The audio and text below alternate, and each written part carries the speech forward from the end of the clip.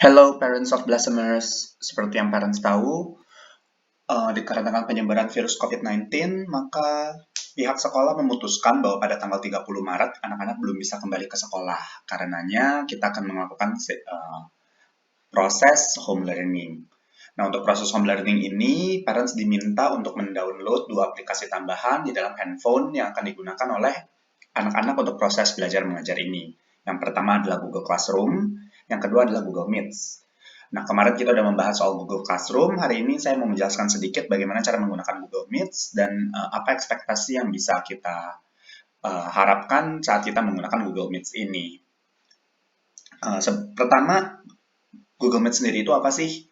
Google Meet itu adalah semacam aplikasi untuk melakukan video conference, jadi semacam video call yang memang disediakan oleh Google sendiri. Jadi ini akan integrate dengan email sekolah anak-anak yang memang kita menggunakan base-nya dari Google. Bagaimana cara untuk bisa join Google Meet ini? Pertama, parents harus mendownload, bukan Google Meet tapi Hangout Meet. Harus mendownload Hangout Meet kalau parents menggunakan handphone atau anak-anak menggunakan handphone. Search saja di Play Store dengan nama Hangout Meet yang di sini ini. Nah, nanti dia keluar. Setelah itu apa yang harus dilakukan? Yang harus dilakukan adalah menunggu setiap teacher memberikan link yang akan digunakan untuk mendirect anak-anak langsung ke meeting room yang telah disediakan. Jadi setiap teacher akan memberikan link itu masing-masing. Maksudnya bagaimana? Contohnya, ketika jam 8, anak saya harus join kelas matematika. Dan tadi guru matematikanya bilang bahwa dia sudah share link untuk Google Hangout Meet di Google Classroom, for example, kan? Jadi yang harus kita lakukan adalah kita masuk ke dalam Google Classroom-nya. Setelah itu kita pilih kelas yang dituju. Untuk demonstration purpose, kita akan menggunakan kelas G7 Gandhi. Nah, tadi teacher-nya itu sudah memposting link di kolom stream ini. Yang harus kita lakukan hanya tinggal mengklik saja, mengklik link-nya. Lalu nanti link-nya akan membawa kita langsung ke Google Meet-nya itu sendiri. Nah, kalau misalkan yang terjadi di handphone parents adalah seperti ini, apa yang harus kita lakukan? Jangan memilih browser, tapi kita klik more. Lalu kita pilih yang Google Meet. Nah, setelah itu kita akan langsung didirect ke meeting room yang sudah ada. Kita join meeting saja langsung. Nah, di dalam meeting room ini sudah ada 3 orang, termasuk dengan saya sendiri.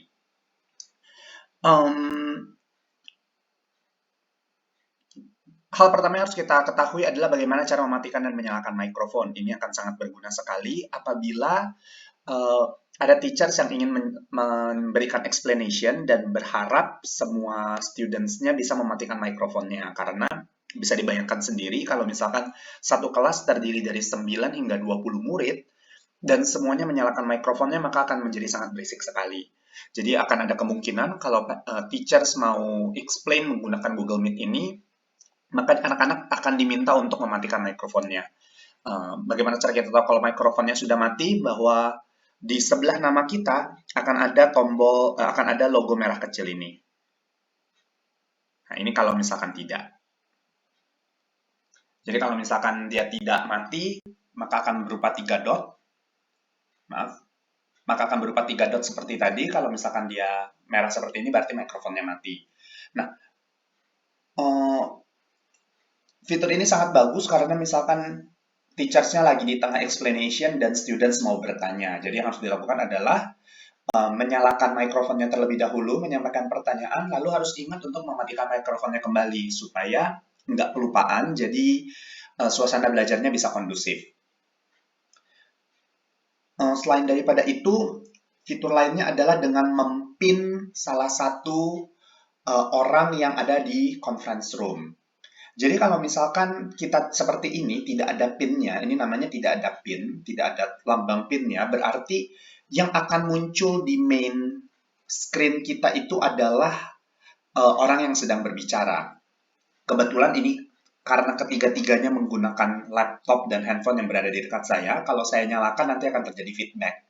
Karena itu saya matikan semua mikrofonnya. Tapi biasanya kalau misalkan nanti akan ada yang ngomong, screen-nya ini akan selalu berubah kalau tidak ada yang dipin.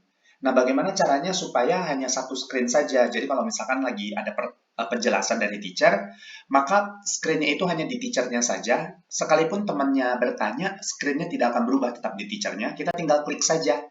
Diklik aja lambangnya ini, lambang teacher-nya, nanti dia akan selalu di teacher-nya, tidak peduli apabila sekalipun ada yang lain yang bertanya. Nah, ini fitur yang sangat bagus untuk mempermudah teacher menjelaskan kepada anak-anak sekalipun jaraknya jauh. Selain itu, di sebelah kanan ini untuk mematikan dan menyalakan video, dan di tengah ini untuk meninggalkan panggilan atau menyudahi panggilan yang ada. Itu adalah yang pertama di people. Yang kedua itu adalah kolom chat. Kolom chat ini kalau misalkan ternyata handphonenya atau PC-nya tidak bisa menerima panggilan, seperti itu kan. Kalau memang tidak bisa menerima panggilan, tidak ada masalah. Bisa ketik aja di kolom chat ini. Nanti setelah diketik, teacher-nya akan membacanya dan menjawab pertanyaan yang disampaikan oleh anak murid. Cukup jelas ya, parents ya.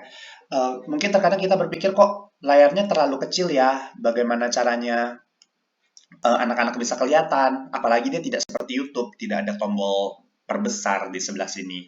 Yang perlu kita lakukan hanya tinggal putar saja handphonenya, jadi dia akan menjadi layar besar. Sebenarnya sebagaimana kita mau nonton YouTube kan juga seperti itu ya, parents, tinggal diputar aja handphonenya, langsung kan layarnya jadi besar. Fiturnya tetap sama, di atas sini kita bisa melihat orang yang kita mau, di tap aja, nanti kita bisa pilih siapa yang mau kita pin. Lalu di sebelahnya itu adalah kolom chat, kalau memang ternyata kita mau ngechat sesuatu. Lalu selain itu juga ada fitur CC atau caption. Ini untuk menyalakan subtitle kalau memang diperlukan. Cuman yang saya tahu so far subtitlenya itu hanya berguna untuk yang bahasa Inggris. Jadi nanti bisa keluar subtitlenya di sini. Seperti itu. Other than that, saya rasa nggak ada. Apakah setiap teachers akan mempunyai Google Meeting room yang sama? Tentu saja tidak. Ini berbeda-beda setiap teacher, mungkin ada yang setiap kali mau meeting, maka akan dibagikan link yang baru, mungkin saja. Atau mungkin teachers-nya menaruh satu link, jadi setiap kali teachers-nya bilang akan ada video conference, maka kita akan selalu masuk ke link yang sama. Itu juga possible, tergantung bagaimana perjanjian dengan subject teacher masing-masing, seperti itu.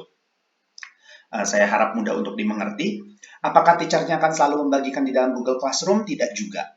Tergantung. Makanya parents juga diminta untuk aktif di Hangout, karena kalau misalkan apalagi contohnya homeroom time dari pukul 7.30 sampai pukul 8, itu homeroom time tidak ada Google Classroom-nya. Jadi bagaimana caranya? Homeroom mungkin akan membagikan link-nya di Google Hangout, nanti tinggal diklik saja, sama seperti tadi, hanya tinggal diklik link-nya, lalu langsung masuk ke yang Google Hangout Meet. Seperti itu. Itu bagaimana cara menggunakan Hangout Meet kalau di handphone.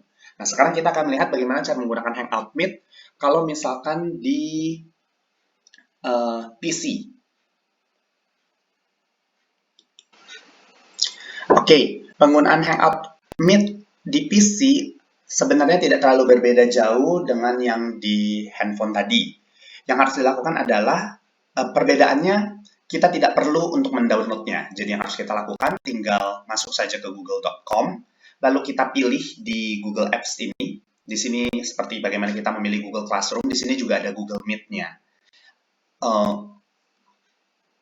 Sebenarnya kita tidak perlu klik Google Meet-nya, karena yang kita perlukan hanyalah link-nya. Jadi pastikan bahwa kita tahu di mana teacher-nya akan membagikan link-nya. Biasa teacher-nya akan announce dulu sebelum video conference-nya. Let's say that teacher-nya membagikan di kelas yang sama. Ini kelas yang tadi ya, parents. Lalu yang perlu kita lakukan, kita hanya perlu klik link yang disediakan.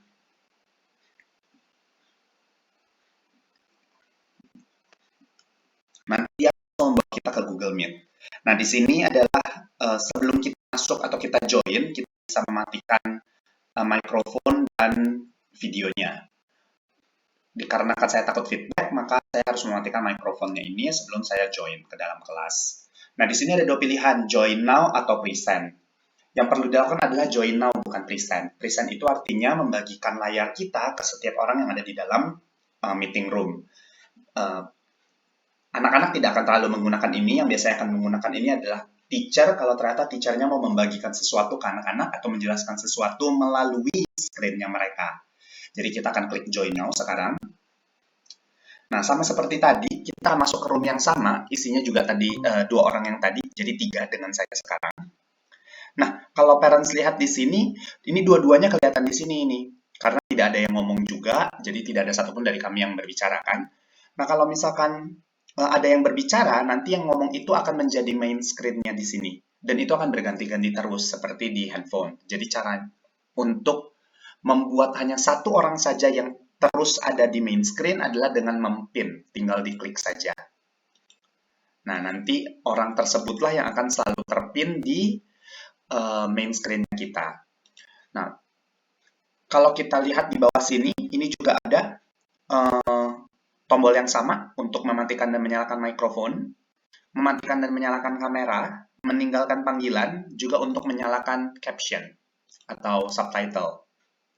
Untuk present now ini anak-anak tidak akan terlalu butuh, sekali lagi biasanya hanya teachers-nya saja yang perlu, tapi just in case mungkin apalagi upper primary, teachers-nya minta menyalakan, untuk tahu saja ini bisa untuk present now membagikan screen-nya. Caranya bagaimana? Klik present now, lalu klik your entire screen, supaya teacher bisa melihat screen-nya anak murid. Tapi mungkin ini hanya akan dilakukan oleh kelas-kelas besar. Nah, selain daripada itu juga ada kolom chat di atas, di kanan atas ini. Ini kolom chatnya. Kita bisa bertanya kepada teachernya langsung. Dan ini kolom people-nya. Seperti itu. Jadi basically penggunaan Google Meet dari PC ataupun dari handphone adalah sama. Apakah perlu setiap kali masuk Google Meet langsung mematikan mikrofon? Tidak juga. Tergantung bagaimana apa yang akan dilakukan dengan teachernya. Kalau memang ternyata teachernya mau explain something, pasti teachernya perlu untuk setiap anak mematikan mikrofonnya, maka teachernya akan meminta setiap anak untuk mematikan mikrofonnya. Seperti itu. Nah, I hope penjelasannya cukup jelas. Kalau memang ternyata ada hal yang kurang jelas untuk parents, mohon untuk bertanya ke wali kelas masing-masing, ataupun boleh bertanya ke saya langsung, maka kami akan berusaha sebisa kami untuk membantu atau menjawab pertanyaan parents. Thank you so much, semoga video ini bisa membantu.